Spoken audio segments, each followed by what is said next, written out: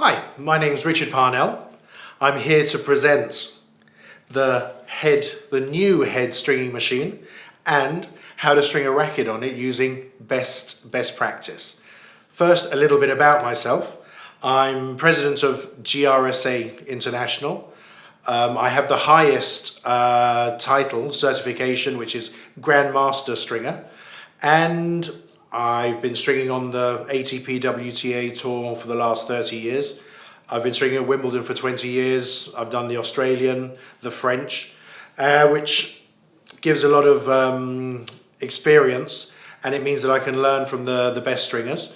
So I'm here as a collaboration between Head and Parnell Knot to show you how to string a racket. So let's get to it. First thing to do is check the racket, the pattern, the tension. So this racket normally is 23 to 27 recommended tension. So I would say let's string it at 23, and we'll have to mount the racket first. So here we have the sign for the throat and the head. The easiest way to do it is actually put the throat in first, because we can find the center very easily. So close the supports here, and then we can close the other ones, which means that it's centered very easily. It's much easier to find the center at the throat than at the head. So we've done that. What we need to do now is also make sure that these supports are firm and the 6 and the 12 are just against the frame. The reason for this is that when we put all the main strings in, the frame is going to compress, and then when we put the crosses in, it's going to come back into shape. So that's what we need to do. So the frame is now mounted on the mounting. We now make sure that we're at 23 kilos, which is the tension that we want. We're not going to use any pre-stretch at all. And the speed is, I've got it on high, because this racket we're going to string with a hybrid. So we're going to use monofilament strings in the mains, which we'll have the high speed for, and then we'll use natural gut crosses, and we'll use a slow speed for that to protect the gut and to pull nice and easily so that the string doesn't suffer. So now the first thing is, let's start stringing the mains. Now that we have the main string, which is 6 meters, which should pretty much cover any type of string, sorry, any type of racket.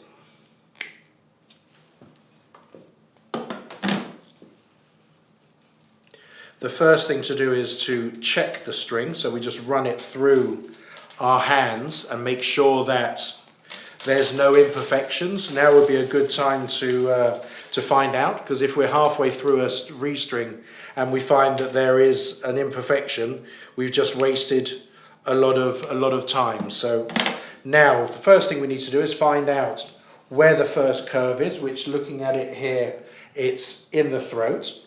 So we put one and then the other, the same at the head. Put the two ends together so that when we pull it through, we know that we've got it even on either side. And the first two mains are installed, which is done very quickly. And now all we need to do is put both strings into the tension head so that we can actually place the clamp where it needs to go. Firstly, we're going to make sure that the clamp is actually adjusted to the gauge of the string so that it grips it and doesn't crush it. That one's perfect. And then what we're going to do is use a starting clamp to back it up, so that if the string, when I tension it, were to slip through, I would save the string by having this clamp behind it, which would stop it moving. So now just take that off and then retension the other string. This, again, we make sure that the clamp is actually, this one feels a little bit tight, so we just make it we loosen it off a little bit because what we don't want is we don't want to crush and weaken the string. And now we're ready to start. What we're going to do is we're going to do only ever 3 strings ahead on one side. So we use this one here, so we'll do the second string.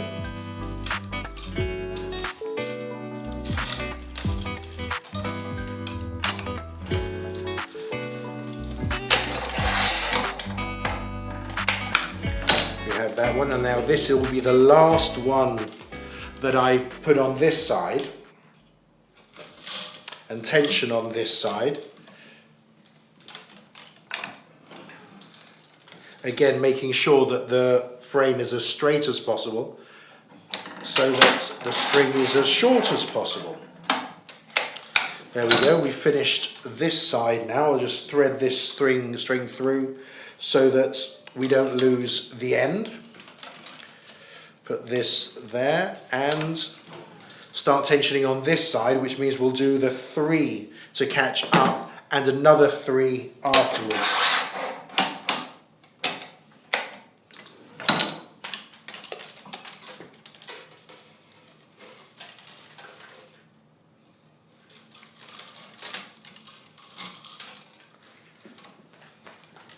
We're also going to try and make the tension head bite as soon as possible so we get a higher string bed stiffness, so that it starts pulling straight away and it's tensioning a shorter piece of string, so it actually gets a tighter string bed stiffness.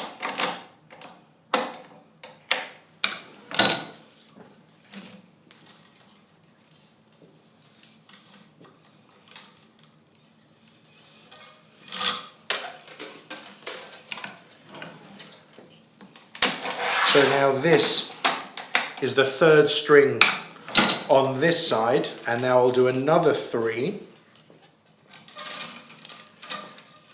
making sure that as we go out the grommet strip is held in so that it doesn't slip out and expose the string to the frame and the frame to the string, which means we could actually theoretically break the string or the frame, where the frame would cut between the drilled holes. So that's something that is very, very important, that we hold the grommet strip in so that it doesn't damage the racket or the string.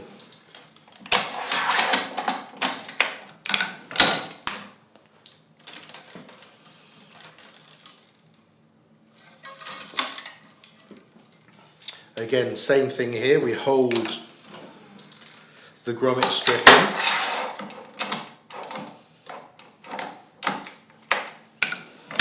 And that means we've now done, we did 3 there, we've done 3 plus another 3. Let's thread this string up so we don't lose the end. And now we'll come over to this side, holding the grommet strip in, and redo or do another 3 on this side.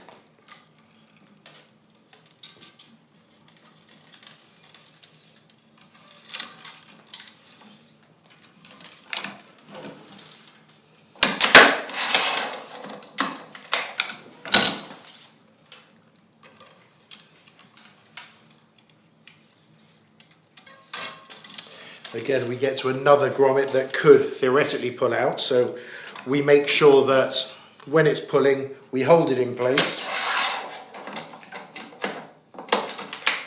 A lot of frames actually have grommets that are flared, which stop them moving out. However, if you get used to doing, actually holding it in, then you'll use it all the time and you won't have to think about changing between one and the other. You'll just do it straight away and it'll become part of your technique and you'll never have to think about it, which is always good.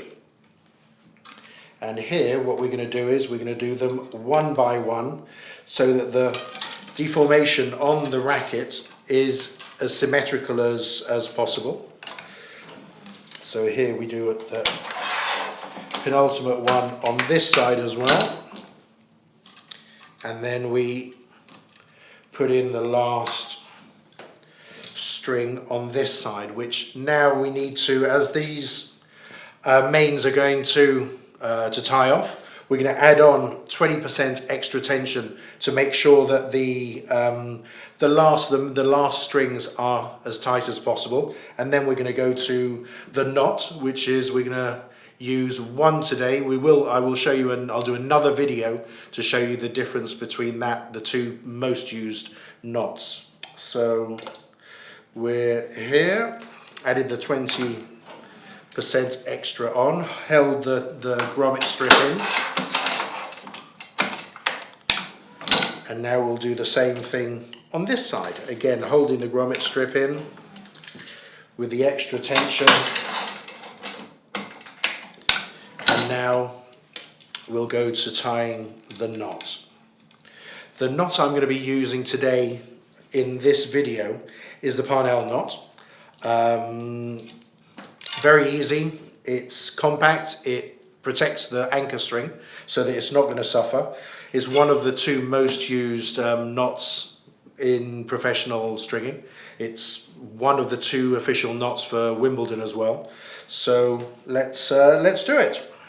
First of all is to block the turntable so that it doesn't move. So we do a half hitch, which is as easy as they go. We just leave a little bit of a loop there, and then we come down and do another half hitch, but we come up through the loop that we've left.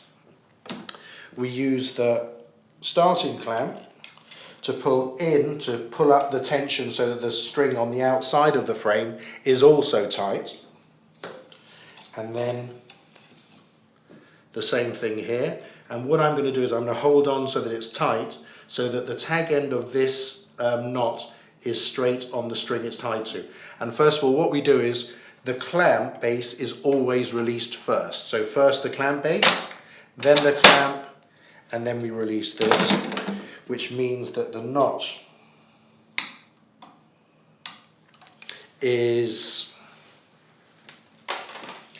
nice and it's cut very short, not enough that it's going to move, and it's in line with the string that it's tied on. And then I'm going to use the back of the clippers to actually flatten it out so that there's no way it can injure anyone's finger or the player's finger. We do exactly the same thing. Now we're going to do the same on this last main. We're going to tie the knot, use the Parnell again, use the brake, do a half hitch, and then come back and do another half hitch and go up through the loop. Again, using the starting clamp to pull up as much tension so we lose as little tension as possible. And now again, making sure that it's as straight as possible on the string it's tied, on the anchor string. Clamp base, clamp, and cut off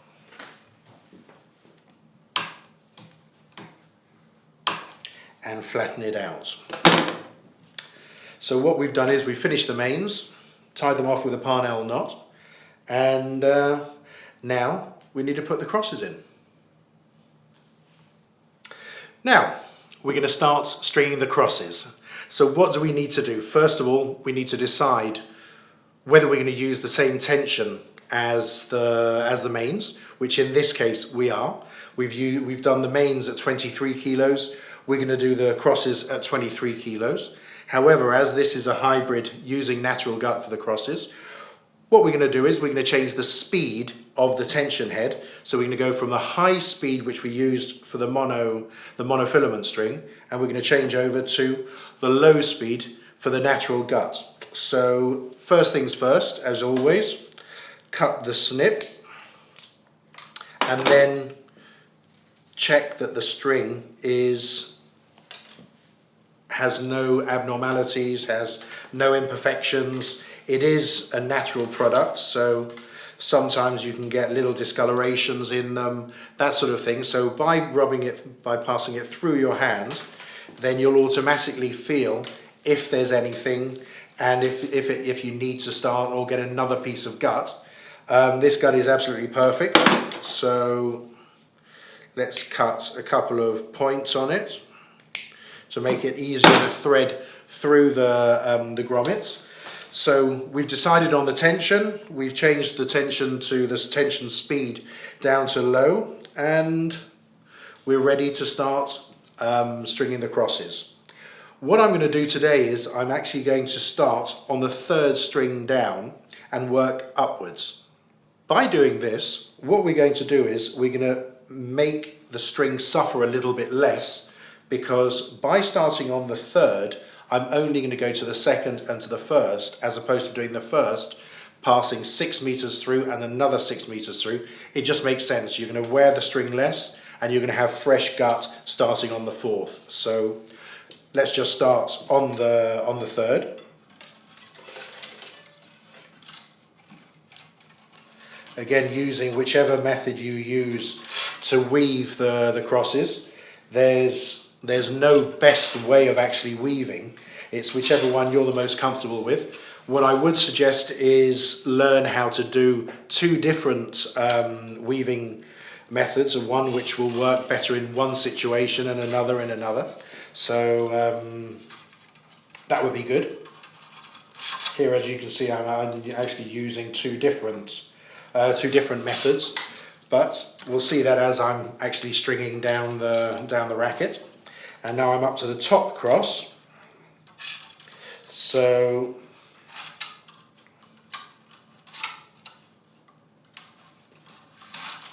here I've got enough to get to the tension head, and at this moment we have a choice to make. We can either start with a starting knot or a starting clamp.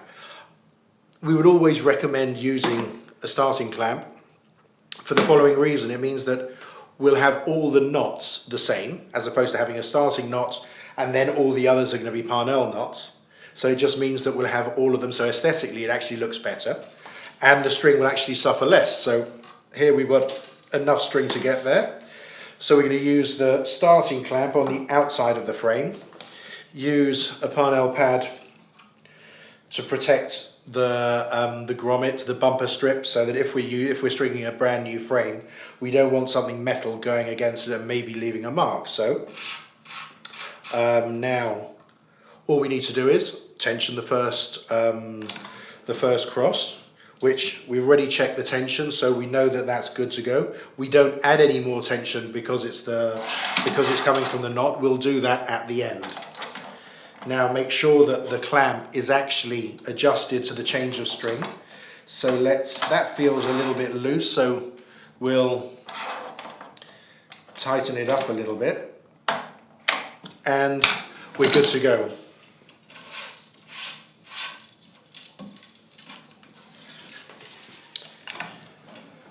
Now on this, I'm going to make sure that the string is as straight as possible, so that afterwards I have to move it as little as possible, and I'll keep a higher string bed stiffness.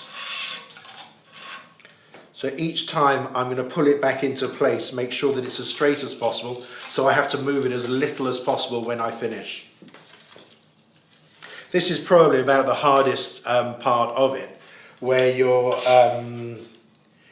getting the string straight and you don't actually have to straighten it at the end. Sometimes you have to straighten it a little bit, but you try and make it so that it stays as straight as possible, and you'll get a much better end result. Natural gut is actually the only string that if you string it badly, the racket will play badly. So yeah, let's do it as good as we can, or as in the best, so that we have the best result.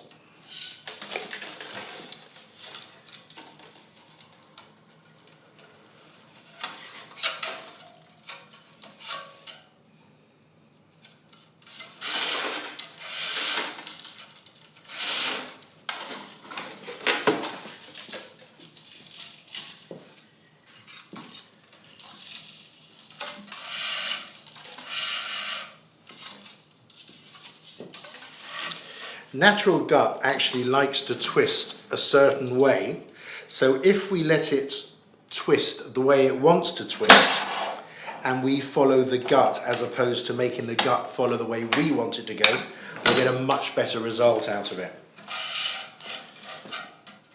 And a fun fact is actually, if the natural gut is made in the northern hemisphere, it twists this way. If it's made in the southern hemisphere, it twists that way. So the same way that water goes down the plug hole, where if you're in the northern hemisphere it goes one way, clockwise, and if it's in the southern hemisphere it goes the other way. Well, natural gut is twisted the same way.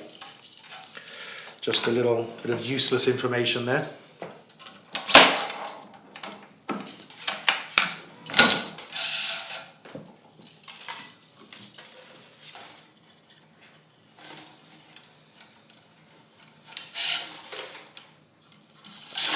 So you can probably notice that sometimes I'm using one method of weaving, and then in others I'm using another. So it all depends. Whichever one is actually going to be easier on my hands, easier, makes the natural gut move across more easily, then I'll use that method. So normally from this side going that way, I'll push it, which it just automatically goes through, or then halfway through, and then starts pulling it.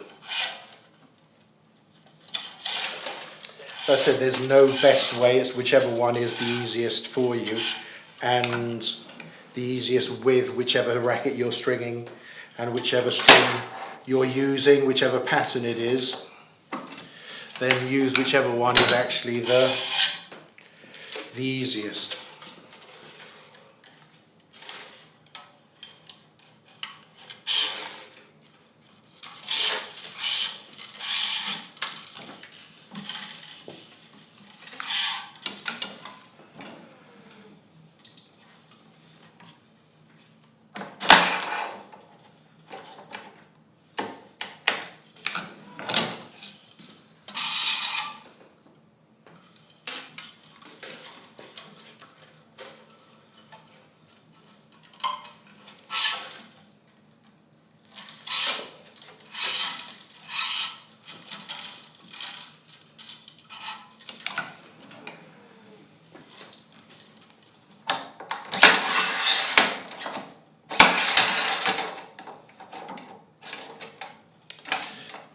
To make sure that the clamp is as far across as possible so that when the tension head comes back, the main doesn't move.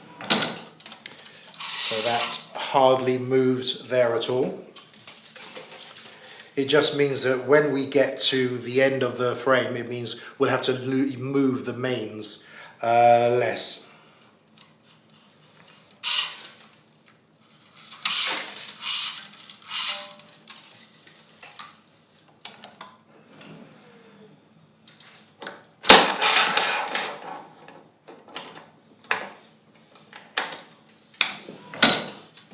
Again, always placing the clamp on the string as gently as possible so that we protect the string, the frame and the machine as much as possible.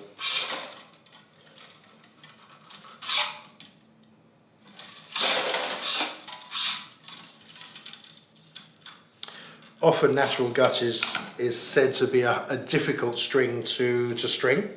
As you can see here, it's not really difficult. It just means you have to know what you're doing with it and just follow the way it wants to twist. If you let it twist the way it wants to go, then they'll be able to do a decent job with natural gut.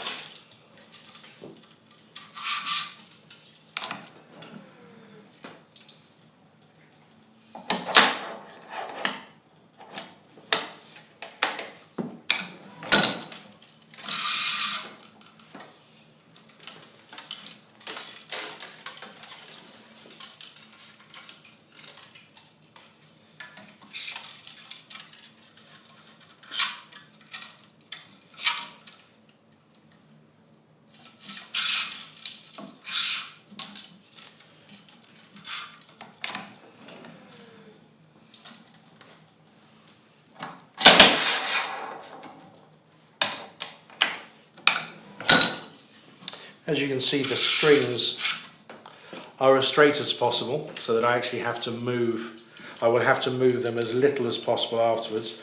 Once I've done this cross string, I'll then measure and cut off the excess so I don't have as much string being passed through, which will be quicker and save on the wear of the string as well.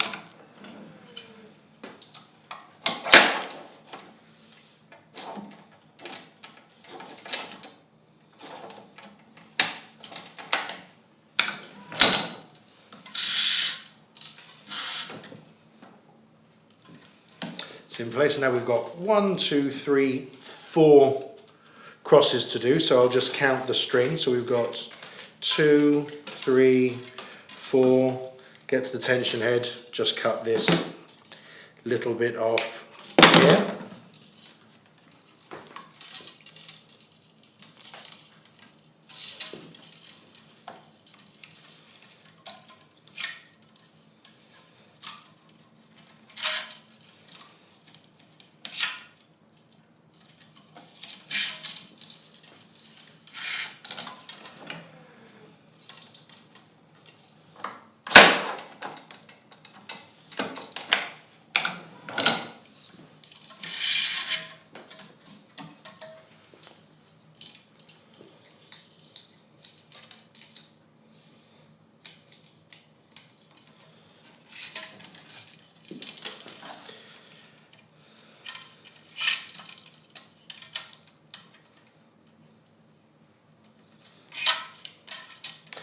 This is where we're actually getting down to the tightest part, or the tightest part of the pattern, which makes it more difficult to weave. So this will be the last string that I string one ahead, and now I'll do them one by one and change the technique slightly.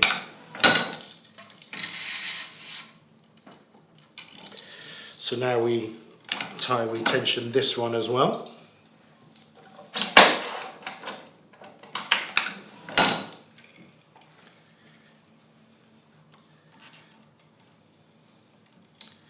Make sure whether we're coming over or under, because when we come out we're going to want to be over the same side of the string, or whether it's above or below, so that we don't have any crossovers, which doesn't look good, and especially if they're up here, can expose the string to scrapes on the cords. So let's pull this through, and now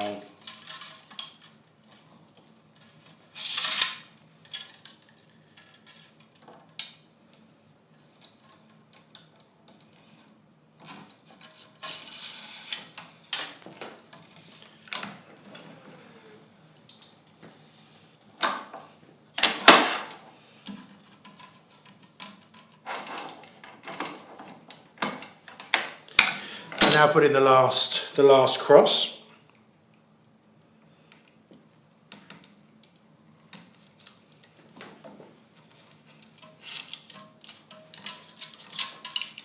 And here what we're going to do is I'm using the thumb, let's say the thumb technique, which is pulls it through, and it works perfectly with natural guts, keeping it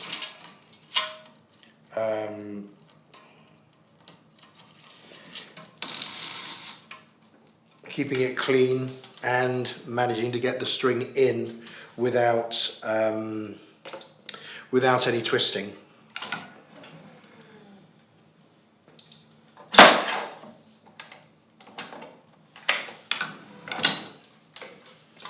Put the brake on.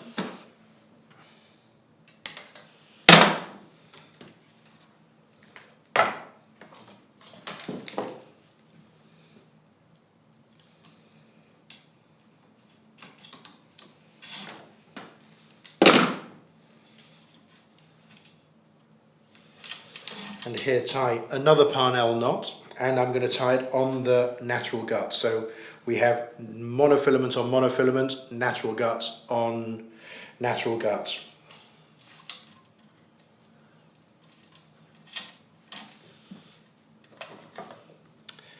And make sure to pull in any tension that's lost on the outside.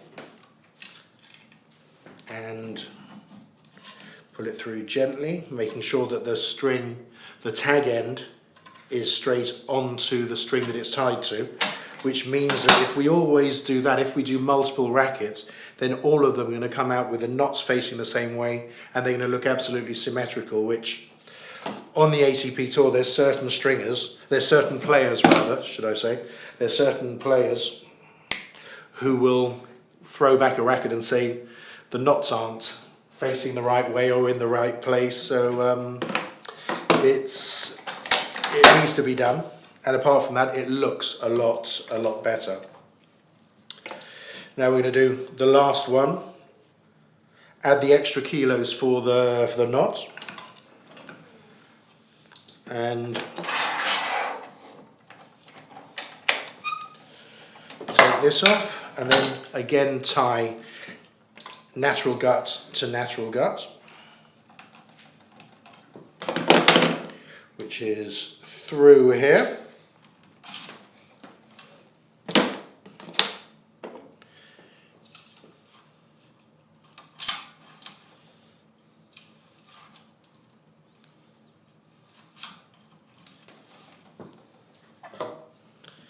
And now we just, again, tensioning it. As it's natural gut, we don't want to pull it too tightly. We don't want to snap it. So we're using the right knot. You don't have to pull that hard. So I could theoretically do this just with my hands.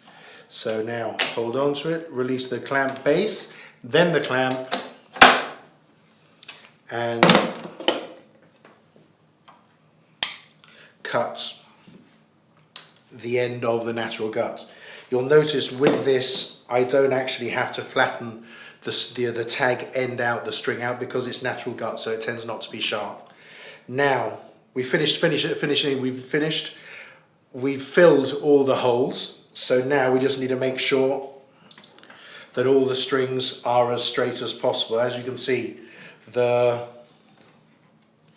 these strings, this one here needs a slight adjustment, this one as well, and then we just need to get these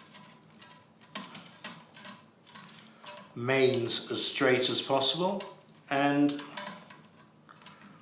we're good to go.